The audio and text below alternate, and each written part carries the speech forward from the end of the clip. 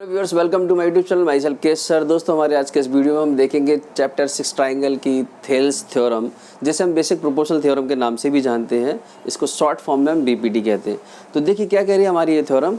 ये थ्योरम हमसे कह रही है, if a line drawn parallel to one side of a triangle to intersect the other two sides in different point, then the other two sides are divided in the same ratio।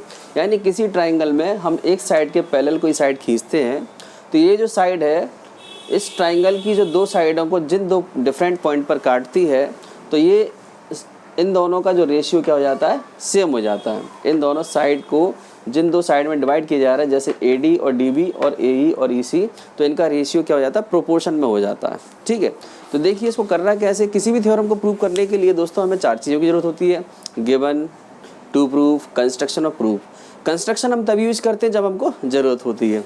तो देखिए, तो सबसे पहले आते हैं हम given पर। हमें क्या दिया हुआ है, हमें एक ट्राइंगल दे रखा है, अ ट्राइंगल ABC इन विच, जिसमें हमको क्या दे रखा है, हमको दे रखा है DE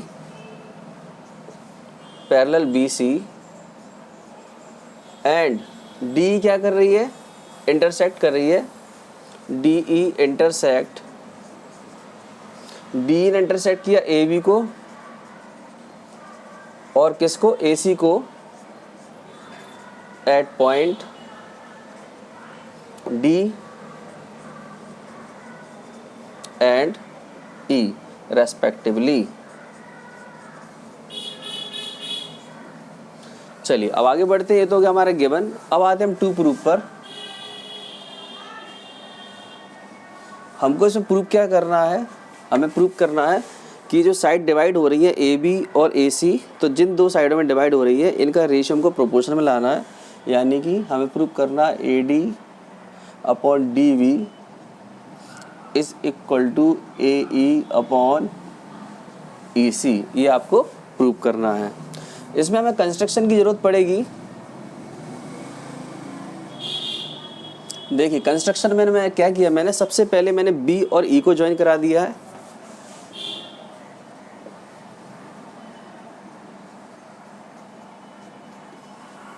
और C और D को ज्वाइन करा दिया। साथ ही साथ मैंने क्या किया, सॉरी, EF परपेंडिकुलर लिया किस पर, AB पर, एंड DG परपेंडिकुलर डाला है मैंने किस पर, AC पर, साइड AC पर। ठीक है, हमने D और E क्यों नहीं लिए, तो हमारे पॉइंट है जो अलग दो साइड को काट रहे हैं। हमारी साइड तो क्या है, AB और AC, तो जो परपेंडिकुलर हमने डाले किस पर डाले हैं, साइड AB और साइड AC पर डाला है। अब आते हैं प्रूफ पर। देखिए प्रूफ करने के लिए हमें थोड़ा सा इसको ध्यान भी रखना पड़ेगा। जैसे हम थ्योरम करते हैं कई बार भूल जाते हैं, लेकिन इसको याद रखने के लिए हम थोड़ा सा एक ट्रिक का यूज़ करेंगे। क्या करेंगे, इस थ्योरम को मैं दो पार्ट में डिवाइड करता हूँ। कैसे कि एक तो मैंने इस साइड के ट्राइंगल ले लिया और मैंने एक इस साइड के ट्राइंगल ले लिया। जैसे यदि मैं इसको दो पार्ट में डिवाइड कर दूँ, तो ये एक परपेंडिकुलर हमारा इस साइड डल रहा है, यानी कि हम इस साइड वाले ट्राइंगल लेके चलेंगे। एक परपेंडिकुलर हमारा इस साइड डल रहा है यानी एल्टीट्यूड, तो हम इसको इस साइड लेके चलेंगे। और उसमें जो AD ट्राइंगल है, AD ये कॉमन रहेगा, बस इनके हाइट बदल जाएंगे इनके। तो सबसे पहले मैं लेफ्ट साइड वाला पोर्शन सॉल्व करूंगा, तो इसके लिए लिखूंगा since EF is perpendicular to AB, EF AB पर परपेंडिकुलर है, देयरफॉर EF एल्टीट्यूड का काम करेगा। EF is the altitude, altitude मतलब height, corresponding to side, side हमारी कौन सी ले रहे हैं, AB, साइड AB के कॉरस्पॉन्डिंग हमने एल्टीट्यूड ले लिया। अब हम एरिया निकालेंगे। नाउ एरिया ऑफ ट्राइंगल, देखिए ADE, लेकिन अभी मैं एल्टीट्यूड कौन सा ले रहा हूँ, EF लेके चल रहा हूँ यहाँ पर। तो 1/2 बेस, बेस क्या हो जाएगा, DE, I am sorry, base क्या हो जाएगा इसका, AD, क्योंकि परपेंडिकुलर जिस साइड पर डाला जाता है वही हमारा बेस कहलाता है। तो 1/2 बेस इंटू हाइट क्या हो गई हमारी EF।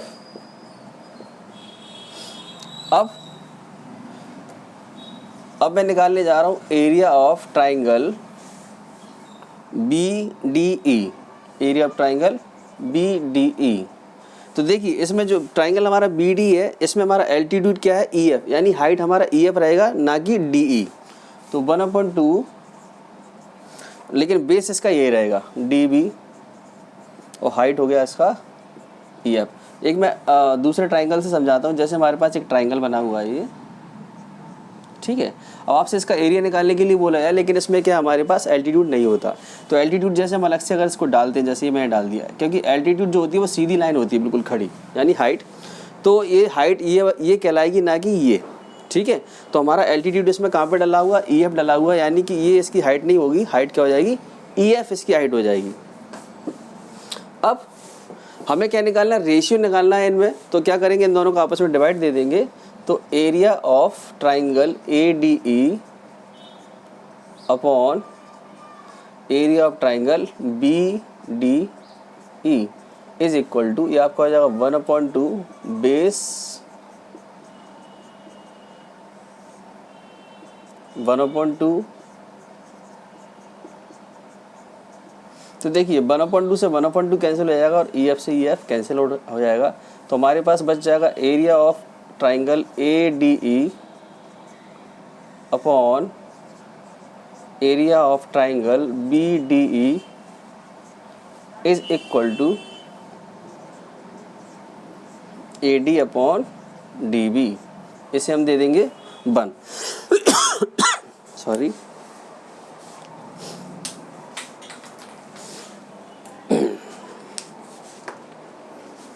अब आगे देखेंगे इसको मैं थोड़ा इरेज कर दे रहा हूँ।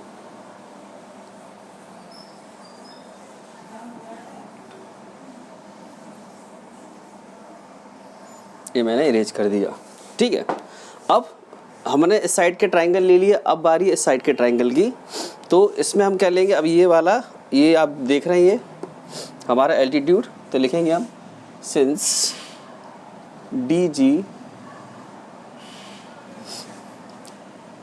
DG is the perpendicular to AC, therefore DG is the altitude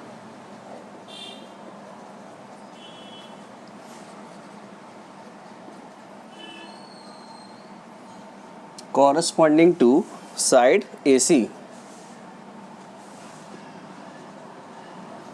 ठीक है। ये आपका जो DG एल्टीट्यूड हो गया किस साइड के लिए, AC के लिए हो गया। अब मैं फिर से लेने जा रहा हूँ, therefore area of triangle ADE is equal to 1/2। देखिए अब हमने क्या, ट्राइंगल जरूर ADE लिया है, लेकिन हमने कौन सा एल्टीट्यूड लिया, DG लिया है। तो बेस अब हो जाएगा हमारा AE बेस, और हाइट हमारी DG। नाउ अब लेने जा रहा हूँ मैं एरिया ऑफ ट्राइंगल। जैसे मैंने यहाँ से BDE का एरिया लिया था, अब लेंगे हम CDE।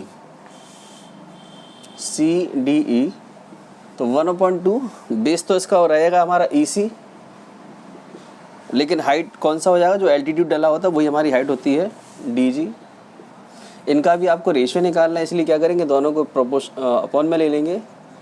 Area of triangle, short में ले लेता हूँ, area of triangle ADE upon area of triangle CDE is equal to 1/2 AE into DG upon 1/2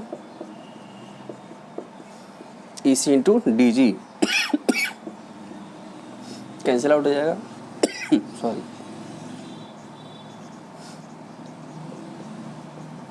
तो area of triangle ADE upon area of triangle CDE क्या बचा हमारे पास, AE अपॉन EC, ठीक है। तो ये आ गया आपका इक्वेशन नंबर 2, ठीक है। अब यदि आप इनको ध्यान से देखें तो देखिए एरिया ऑफ ट्राइंगल एडी यानी न्यूमरेटर तो दोनों का सेम है, यदि दोनों का डिनोमिनेटर किसी तरह से सेम हो जाए तो ये दोनों साइड जिनकी RHS है आपस में इक्वल हो जाएंगी। तो देखिए इसके लिए मैं क्या करूँगा देखेंगे, मैं फिर से इसको रेज कर रहा हूँ ऊपर से।